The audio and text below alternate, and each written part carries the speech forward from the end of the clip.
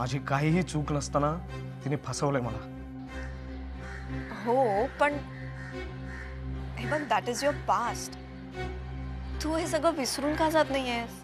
मी मुक्ताला विसरू शकत नाही. नाही विसरू शकत मी तिला.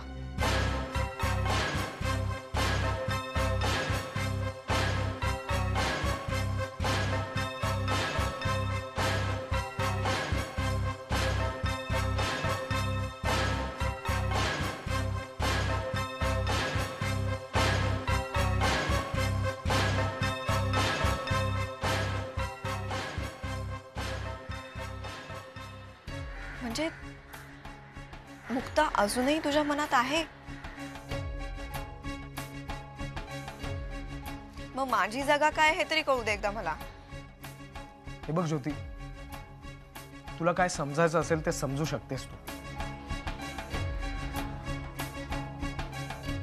राकेश, तू असं म्हणतोस की मुक्ताने तुला फसवलं,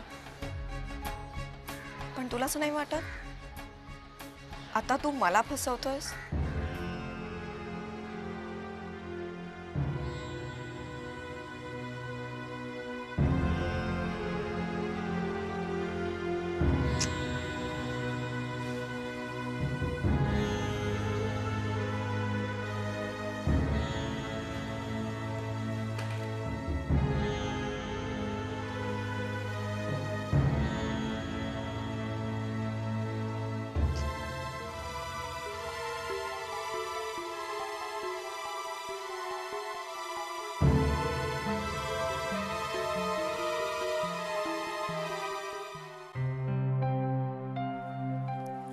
बाबा चहा घेताय ना? अरे नाही राजा, मला उशीर झाला, मी निघतो. चल बाबा, असं काय करताय? चहा घेऊन जा ना. राजा, मला उशीर झाला, मला निघायला हवं. बाबा, एक विचारू तुम्हाला? विचार ना. तुम्ही नक्की कुठे काम करताय? कोणाकडे करताय? सतत तुम्ही घाईत असता, रात्री सुद्धा उशिरा येता. आहे एक जण, त्याच्याकडे मी कन्सल्टंट म्हणून काम करतो. बाबा, ह्या वेळचं तुमचं काम मला विचित्र वाटतंय. एक तर तुम्ही कोणाचं नावही घेत नाही आणि ढीगभर पैसेही घरी आणता. तुझा माझ्यावर विश्वास आहे? तसं नाहीये मग बाबा. झालं तर. अगं, सगळ्या गोष्टी आपल्याला कळायलाच हव्या, असा आग्रह नको धरूस राजा तू. काही गोष्टी न कळण्यात सुद्धा हित असतं. निघू बाय. बाबा, आईचा फोन आला होता, ती आजच घरी येतेय.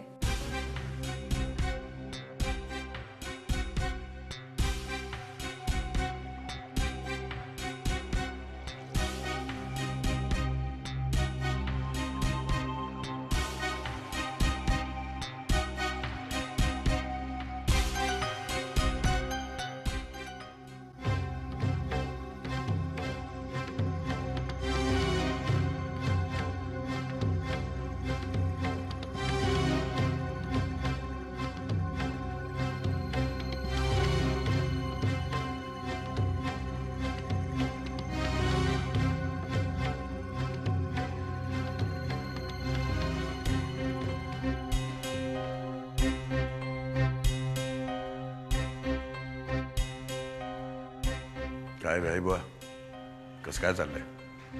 ठीक चाललंय ना?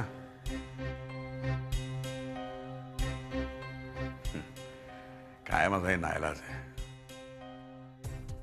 औपचारिकता म्हणून चौकशी केलीच पाहिजे, नाही का? नाही, त्याची काही गरज आहे असं मला वाटत नाही. आपण आपापल्या जागी ठीक आहोत गोवर्धन, नाही का? तेही ठीकच आहे म्हणा. अहो, निसर्गाचा नियम आहे हा. जागा आपोआप बदलत राहतात. आता हेच बघा ना, माझी मुलगी सरदेसाईंच्या घरात सून म्हणून आलीच का नाही?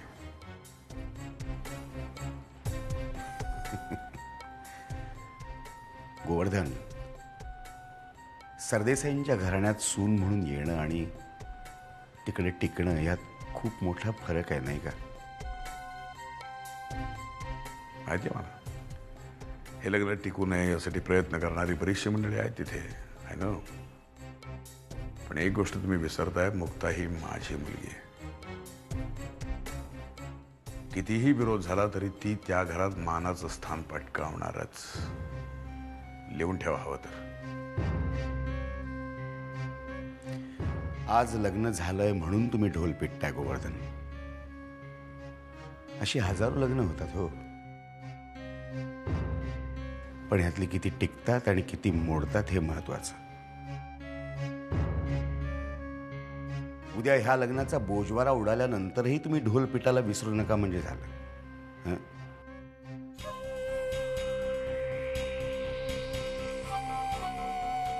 लहानपणापासून एक म्हण ऐकत आलोय मी, कावळ्याच्या शापानं गाय कधी मरत नसते.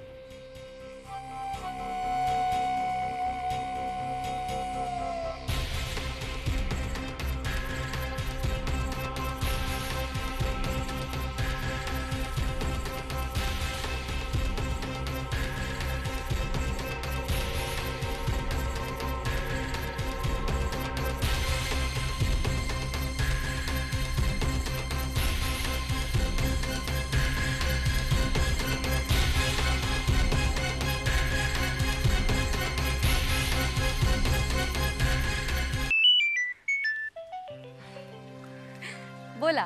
हाय स्वप्ना, काय करतेयस? काय ग, लग्नाच्या दुसऱ्याच दिवशी मैत्रिणीची आठवण आली. सगळं ठीक आहे ना? हो, सगळं ठीक आहे. सो कसं वाटतंय नवीन घर? खूप छान आहे. आणि हे घर मला नवीन थोडीच आहे, लहानपणापासून येतच होते की. हो, पण आता रिलेशन्स बदलले ना. हो, ते खरं आहे. यु नो स्वप्ना, सगळी माणसं तीच आहेत. सगळ्यांना मी इतकी वर्ष ओळखतेही, पण लग्नानंतर एकाच दिवसात सगळी नाती बदलली ग. मी तर अगदी गोंधळूनच गेली आहे. गोंधळणं स्वाभाविक आहे मुक्ता. आता कालपर्यंत तू मुक्ता प्रभू होतीस आणि आज मिसेस मुक्ता सागर सरदेसाई, सरदेसाईंच्या घरातली थोरली सुनबाई.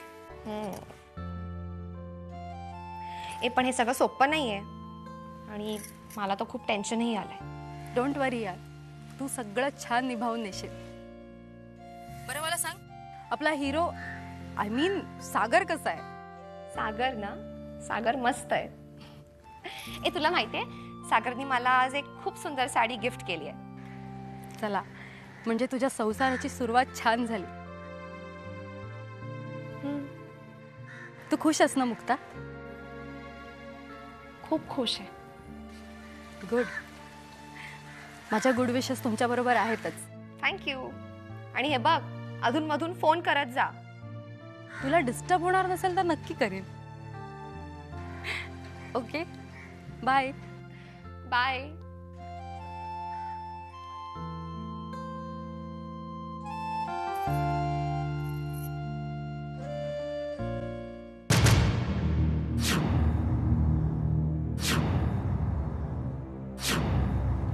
खरं सांगतो साहेब, तुमच्यासारखा माणूस आपल्या ऑर्गनायझेशन मध्ये काम करतोय ना, याचा आपल्याला फार अभिमान आहे. मी आता तुम्हाला वचन देतो साहेब, आपल्याबरोबर काम करताना तुमच्या डोक्याला ताप होणार नाही याची गॅरंटी आपली. हा, पण एक प्रॉब्लेम आहे सर. काय आहे ते, कोर्टामध्ये जी शांतता असते ना, ती शांतता इथं नाही. हा काय इंडस्ट्रियल एरिया आहे, मोमामोमकीची आड आवाज असणार, पण काम काम मनापासून करायचं, त्याची खात्री आहे. मला एक आश्चर्य वाटते साहेब, तुम्ही आमच्यावर काम करायचा निर्णय एकदम फायनल कसा काय केला? त्याचं काय कांता शेठ? एक मिनिट. कांता कांता बोलायचं. तुमच्या तोंडून शेठ हा शब्द ऐकताना आपल्याला लाज वाटते बाबा. खरंच कांता, प्रश्न असा आहे की मी तुझ्या बरोबर का काम करतोय, तर उत्तर असं आहे, ही तथाकथित सुसंस्कृत सुशिक्षित सभ्य माणसं, त्यांच्याकडून मला असा काय अनुभव आला की माझे डोळे उघडले. अशी काय अद्दल घडली की स्वतःचीच तत्व मला परत एकदा तपासून पाहावी लागली. मग ठरवलं की अप्रामाणिक ढोंगी सुशिक्षित माणसांपेक्षा तुझ्यासारखा नावाजलेला गुंड परवडला. तुझा धंदा, तुझं समाजकार्य, त्यात तू कुठलाही आव आणत नाहीस. मनाने अगदी स्वच्छ आहेस तू. मला तुझ्या बरोबर काम करायला आवडेल. साहेब काय आहे, जन्माला आल्यानंतर ना आपण बरीच बरीच वाईट कामं केली, पण काहीतरी पुण्य केला असणार नक्की. म्हणूनच आज तुमचे हे शब्द ना आपल्या कानावर ना असे पडतायत येऊ ना. आता आपण एकत्र काम करतोच आहोत, तर माझ्याकडून काही अटी आहेत ज्या मी स्वतः पाळणार आहे आणि तुलाही पाळाव्या लागणार आहे. एक, माझ्यावर पूर्ण विश्वास ठेवायचा. समजा मी तुला एखादी गोष्ट समजून नाही सांगू शकलो तर ती तुझ्या हिताचीच आहे, यावर विश्वास ठेवशील तू?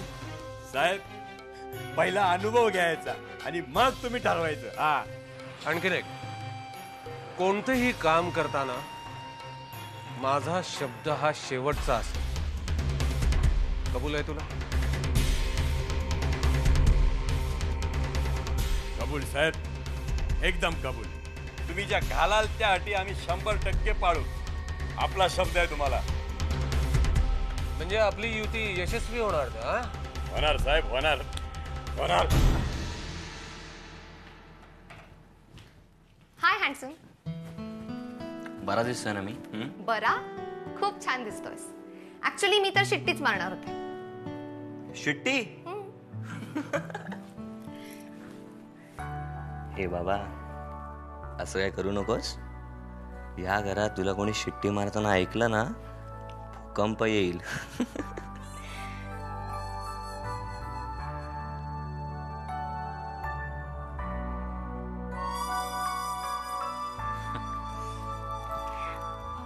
सागर, तुमच्या घरातल्या सगळ्या गोष्टी मला लक्षात ठेवायला लागतील ना रे? ए मुक्ता, रिलॅक्स. टेन्शन कशाला घेतेस? आणि मी आहे ना तुझ्या सेवेला. काय आपल्याला डिनरला जायचं नाहीये? चल ना, पटकन तयार हो ना. अरे मी विसरलेच होते, पण मी पटकन तयार होऊन येते. ए, पटकन म्हणजे पटकन, नाहीतर तुम्हा बायकांची पटकनची डेफिनेशन मला चांगलीच माहिती आहे. सागर, अशा किती बायकांचा एक्सपिरियन्स आहे रे तुला? बायकांचा एक्सपिरियन्स म्हणशील तर आई, काकी, विनी ह्या सगळ्यांना लहानपणापासून बघतोच आहे ना मी.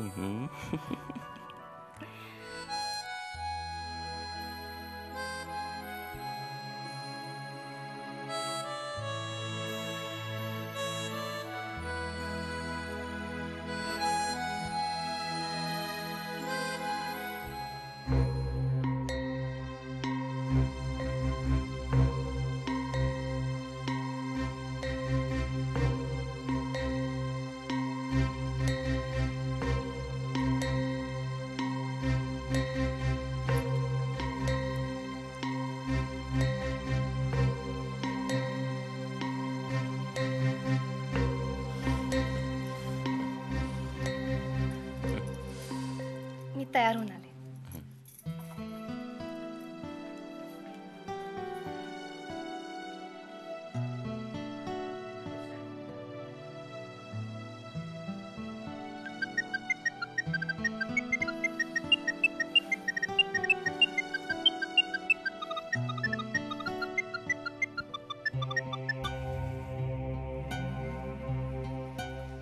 हा बोल.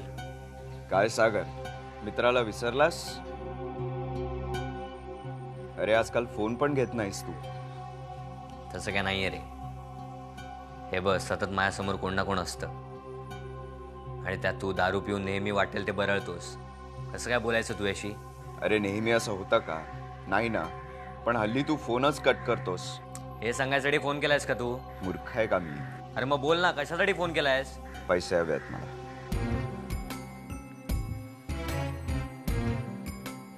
हे बघ विजय, मी तुला वेळच्या वेळी आणि लागतील तेवढे पैसे देतच असतो ना. अरे मला सुद्धा सगळ्यांना हिशोब द्यावा लागतो, कंपनीत नाही तर घरात.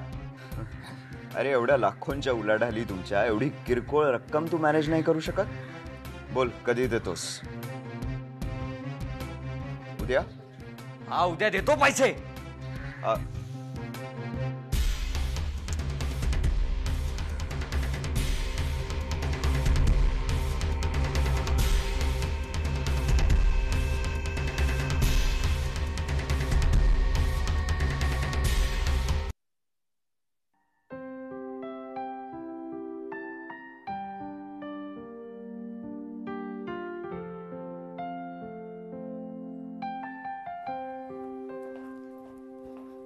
अरे आई, कधी आलीस? अगं केव्हाच आलीये मी. काय ग, कपडे बदलून छान तुमच्यासाठी स्वयंपाक केला. कंटाळा आला बाई मला. किती उशीर ग, किती वाट बघायची. 5 मिनिटात तयार होऊन येते, आपण एकत्र जेवायला बसूया. आणि आशिष? आशिष त्याची आता संध्याकाळची ड्युटी चालू झाली असेल. म्हणजे ऑफिस सुटल्यानंतर मॅडम प्रीती बरोबर त्याचं हिंडणं फिरणं हॉटेलिंग याच कार्यक्रमात तो बिझी असतो. बर, म्हणजे जेवायला नसतो का ग तो घरी रोज? काही सांगता येत नाही. आणि बाबा? बाबा कुठे गेलेत? आई तुला खरं सांगू का, मला बाबांचं खरंच काहीही माहित नाही. ते एकदा घराबाहेर पडले ना की त्यांचं काहीही नक्की नसतं. गौरी, कुठे जातात ग ते दिवस दिवस? काय करतात? तुला कशाला काळजी करायला पाहिजे आता? तुला जे पाहिजे ते मिळतंय ना. बाबा आता भरपूर पैसे घेऊन येत आहेत घरी. वा गौरी वा. हे असं आईला टोचून बोलण्यात तू अगदी बाबांची मुलगी आहेस.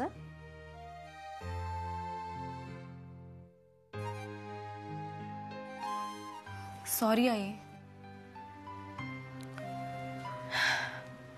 गौरी, सध्या या घरात ना कुणाचीच मनस्थिती ठीक नाहीये, म्हणून हे असलं काहीतरी एकमेकांना बोललं जातं. आई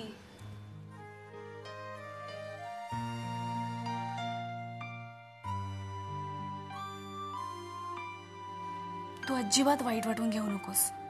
हे बघ, काही वेळ गेला ना की सगळं निवळेल, नॉर्मल होईल सगळं. मला नाही वाटत आहे गौरी बाबा निवळतील असं.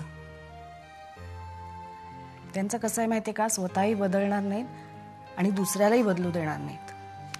आई काय ग आल्या आल्या. मी काही खोटं बोलतेय का गौरी? चुकीचं बोलतेय का सांग मला. हे आपलं माणूस असं आपल्याशीच विचित्र वागायला लागलं की त्रास नाही होणार का ग? खूप वाईट वाटतं ग गौरी. मी आलीये 4-5 दिवसांनी, कपडे बदलून पहिला तुमच्या सगळ्यांसाठी स्वयंपाक केला. प्रत्येकाच्या आवडीचं काहीतरी केलंय मी. जेवायला कोणीच नाही. असं का बोलतेस तू? मी आहे ना जेवायला. मला कडकडून भूक लागलीये. हे बघ, मी 5 मिनिटात फ्रेश होते. आपण एकत्र आरामात गप्पा मारत जेवूया, ठीक आहे? आलेच मी पटकन.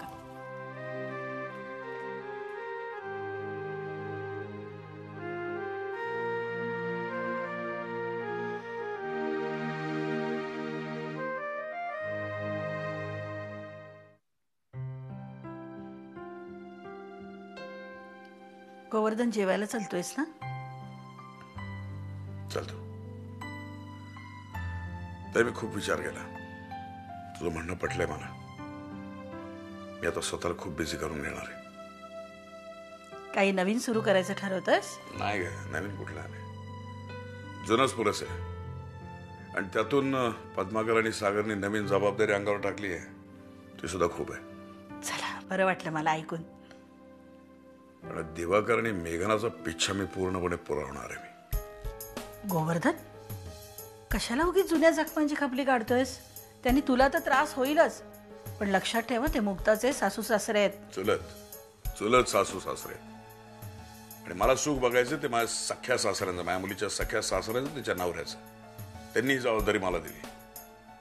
त्यासाठी कोणाचं नुकसान हो, कोणाचा बळी गेला तर आय डोंट केअर. अरे, तुम्ही लोक बिझनेस करता की युद्ध खेळता? का युद्ध कुठं नसतं? राजकारणात युद्ध नाही, समाजकारणात युद्ध नाही, शैक्षणिक बाबतीत युद्ध नाही, घरामध्ये युद्ध नसतं. हे बाकी खरं आहे तू म्हणतोस ते. अर्थात मी काही माझ्या इगो प्रॉब्लेमसाठी करत नाहीये. मी जे काही करतो ते मुक्तासाठी करतोय. त्या घरात तिला चांगलं स्थान मिळावं, तिचा आत्मसन्मान वाढावा.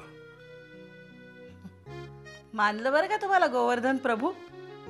कुठलंही काम असू दे, आंतरिक हेतू काय तर मुक्ताचं समाधान सुख ना. माझी एकुलती एक लाडकी मुलगी ती. तिच्यासाठी आयुष्य जरी वेचावं लागलं ना, बेहत्तर.